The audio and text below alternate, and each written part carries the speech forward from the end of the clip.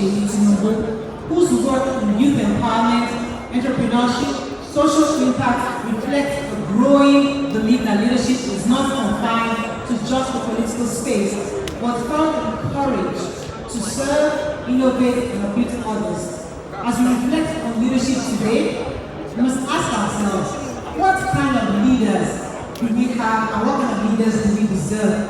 What kind of leaders do we aspire to be? Because leadership today is not about command, it's about influence and integrity.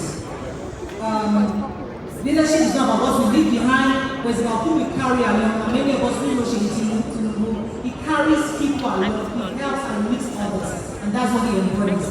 As the saying goes, our youth are no longer leaders of tomorrow, they are collaborators of today. The question therefore is not whether they are ready, we are ready, but is the system ready to make room for their creativity, their resilience, and leadership? So that's going to be the focus of our conversation this morning. Once again, thank you for having us, and please give our panelists a round of applause as we dig into this very all-important conversation on leadership, legacy, and youth empowerment. I've broken it up into those three things because Leadership is what we just playfully say, oh, Nigeria has bad leaders, we don't have leaders. We say it so loosely. But let us really define what leadership is. I'll come to you. I'm going to be starting with you, Managing Director for Miamii Lagos. Many Nigerians can automatically relate. When they see you, they think Miamii Lagos and Lege, Mr. Lawale and let's talk about leadership. Many of us grew up understanding that leadership, there are all kinds of leadership. Democratic leadership, laissez-faire, transformational and democratic. And we know that the best is always a transformational leadership. But today, in your own view, what is leadership to you? What does leadership mean in 2025? All right. Morning, everybody. I think that I would categorize leadership in two ways. You have leadership by position and leadership by influence. You can be a positional leader that is maybe by the virtue of opportunity, you just find yourself in that position. That can happen in corporate environment, that can even happen in politics. But I think the most critical part of leadership is influence, being able to influence people to do certain things, either good or bad. Now, in our space here, I think where we need to start from, what is most effective is influential leadership, where we can both influence ourselves for us to operate under some values, ideologies, and ideas that can create different transformational change. So, and I think that's where we really need to start from. And you can't tell me that, you can't tell me you want me to look clean when you're not clean. So if I'm a leader and I want it to be clean, then I have to appear very clean. Naturally, I can influence you to be clean because myself I'm clean. So I think influential leadership is where we really need to start focusing on that. Now, one thing that I forgot to mention is extremely important. All the leaders we have on this panel are under 40. Please give them a round of applause. Every single of our panelists, they are leaders under 40. So when we talk about youth empowerment, this is the exact depiction of what we're talking about youth empowerment. Interestingly, we have professors in the top who actually was a professor at the age of 37.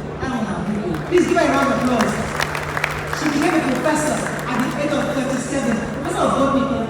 Yes, that is somebody who shows smartness, and I'm happy she's on the panel today because we need to really understand each of these ideas.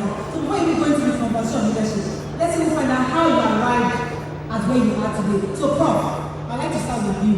Give us your own journey in summary of the leadership. How you even were able to were you the husband, for example, makes my children sleep all night to study. Did you do that growing up? I mean, tell me, what's your journey to where you are today?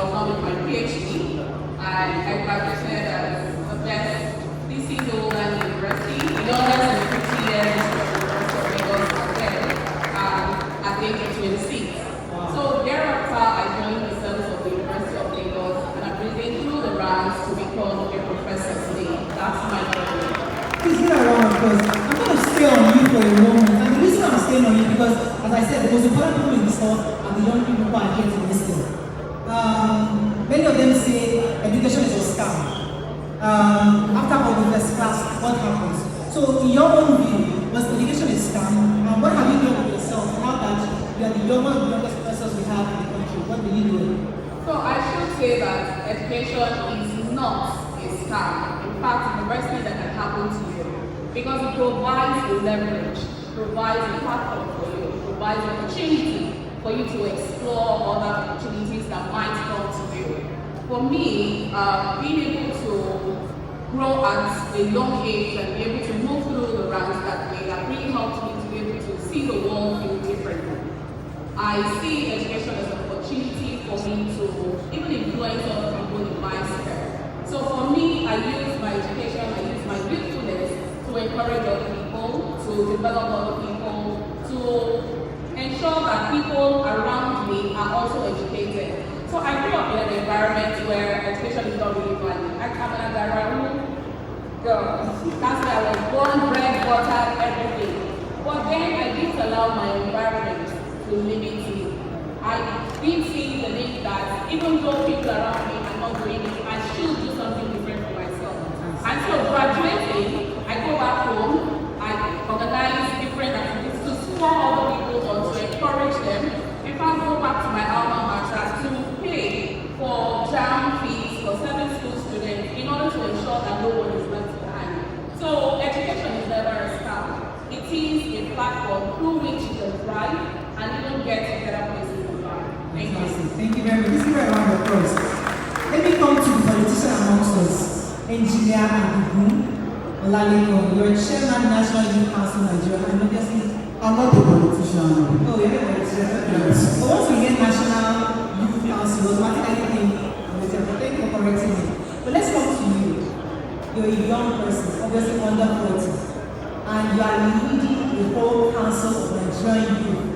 Tell us your journey to that and how you can inspire those who are listening to you today on that journey. With the youth, build the nation.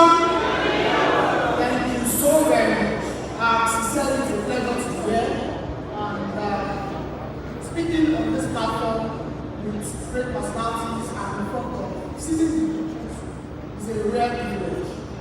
And for us, leadership, of course, can be defined to a lot of people and mean to a lot of people. Some people say leadership is ability to take charge, some people say leadership is followership. But leadership is the ability of 3 components to agree at a time. So the first component is a leader, the second component is a follower, and the last component is a situation. There is a scenario for some of us that are students of documentary. You see an Indian movie where there was a heavy tree that fell on the road, and everybody was in a state of comatose on how to move the tree away from there. There were security personnel who and safety personnel on that particular spot.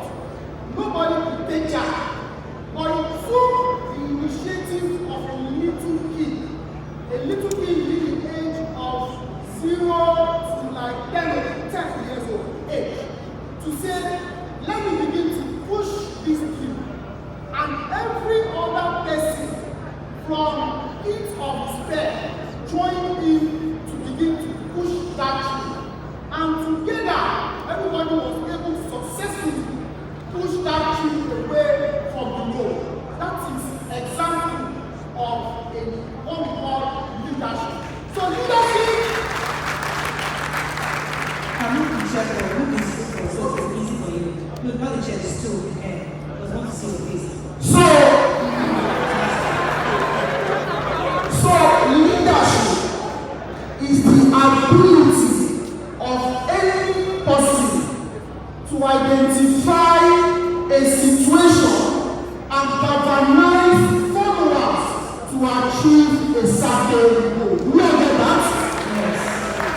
So for me, as the chairman of the National Youth Council of Nigeria, I started when I was in my second 2 days. So the urge to always take the center stage to lead started from you becoming the class rep of the class. You became assembly prefect.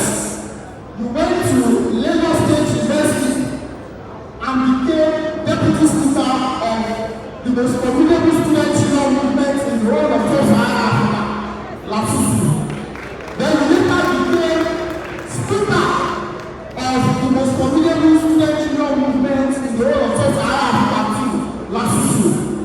He went on service and became CIO in a state where people call the food basket of the nation. That is the ability to identify the relationship for you to step in. And so for me, leadership again is the ability of a follower of the leader or a person to discover a situation and organize the people to achieve that goal. I'm going to stay on you again because this thing is always nice, sounds nice and flowery. But give us a situation that can fix as a leader. Give us a situation where you're the leader, the followers agree with you, the situation which you are able to take them away from. Thank you. Practical example. I think in 2012-2013, the Lagos State government increased the student fee, the tuition fee of last year, from like 25,000 to about 500,000. So some of us discovered that at that time, the situation is that a lot of young people, some that will later become our younger brothers, will not be able to attend the best state university in Nigeria and arguably in Africa. So what we discovered, what we decided as student union leaders there was to ensure that we bring together our fellow students on campus, galvanize them with strategic approach to ensure that the school fee act was reversed. And believe me, on the day of our convocation, not only was the school fee reversed, the Lagos State government under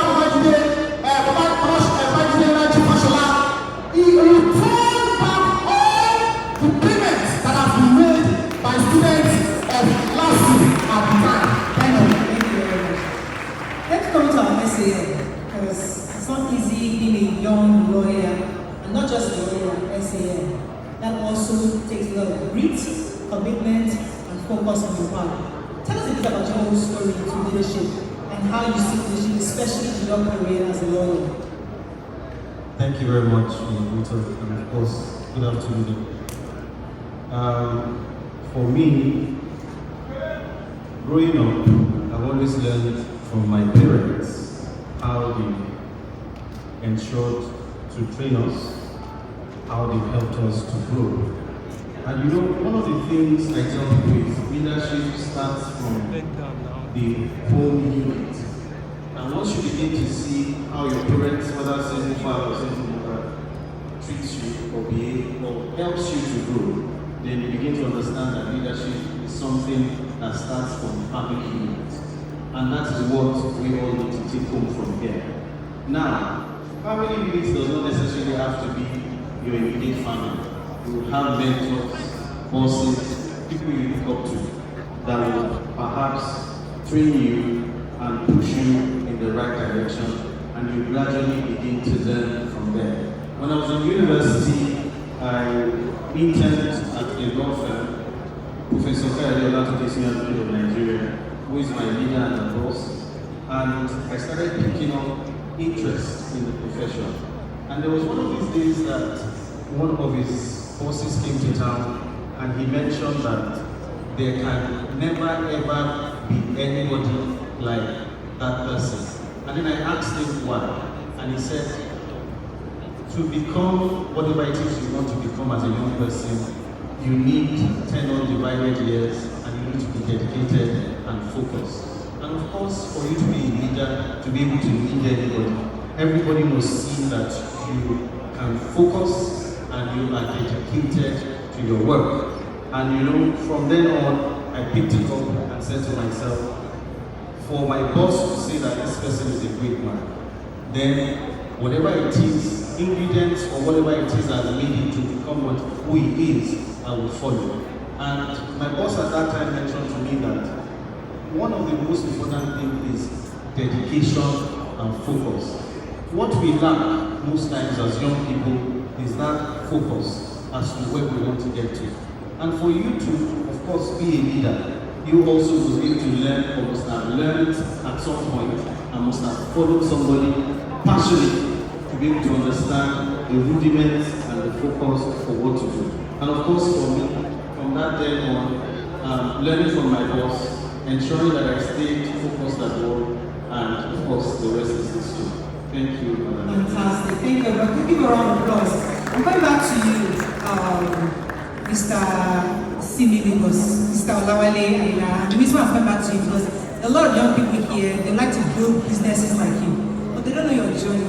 They believe somebody just woke up one morning, invested in you, and you're able to build that kind of structure that you have. Could you give us a bit of your journey also into how you're able to establish such a formidable area for people to, for leisure in this country? I mean, I've been there once, and it's beautiful. So tell us a bit about your own journey.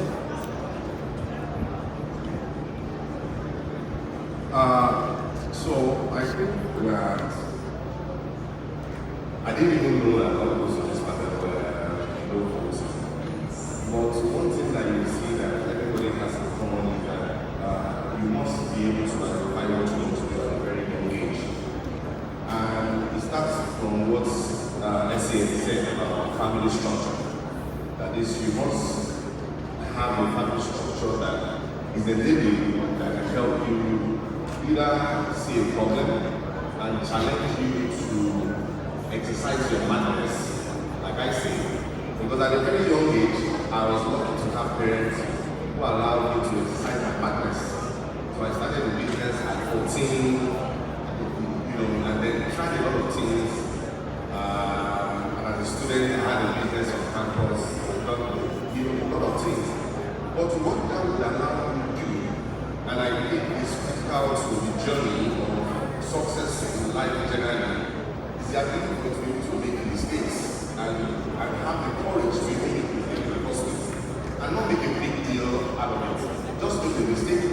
And I tell people that mistakes increase your experience with your mistakes.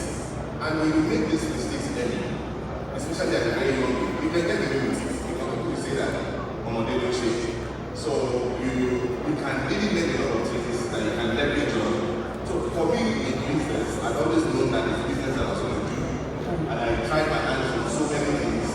Trying to build different businesses. And till date I'm still building businesses. But for anybody that wants to journey into the life of entrepreneurship and business, it's just about finding the problem and solving it. What we do mostly is that we talk about problems a lot. And we will talk about the solutions.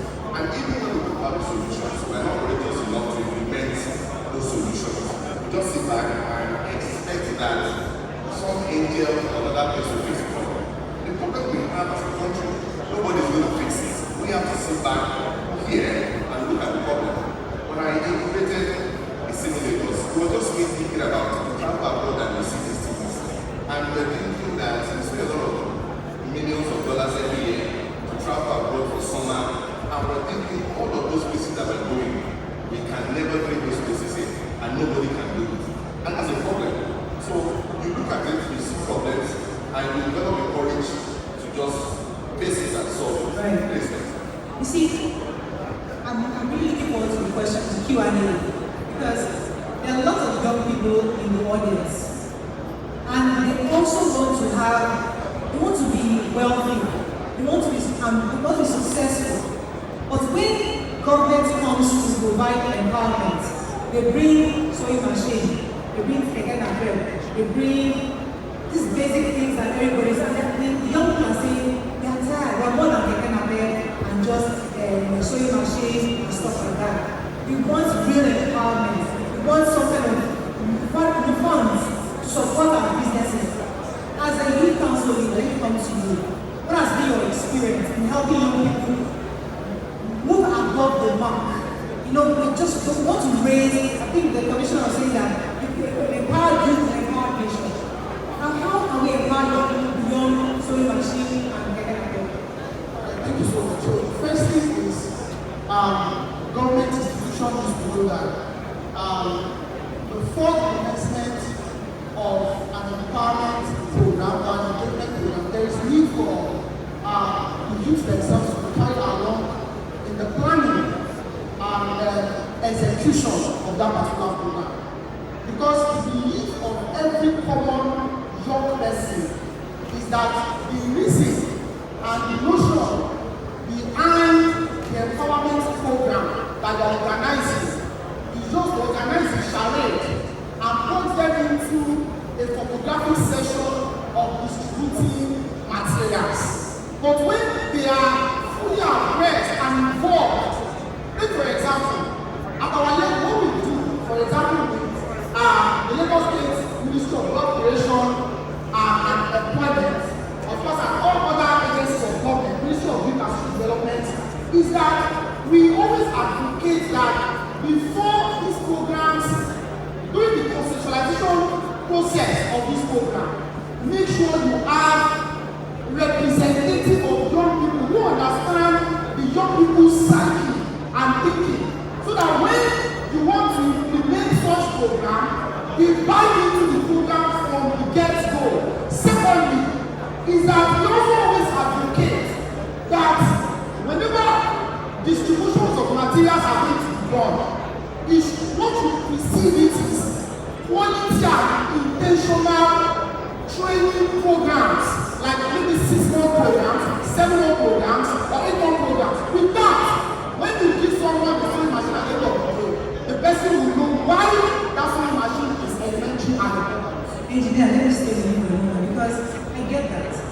Involve young people, but sometimes young people don't even know what they want.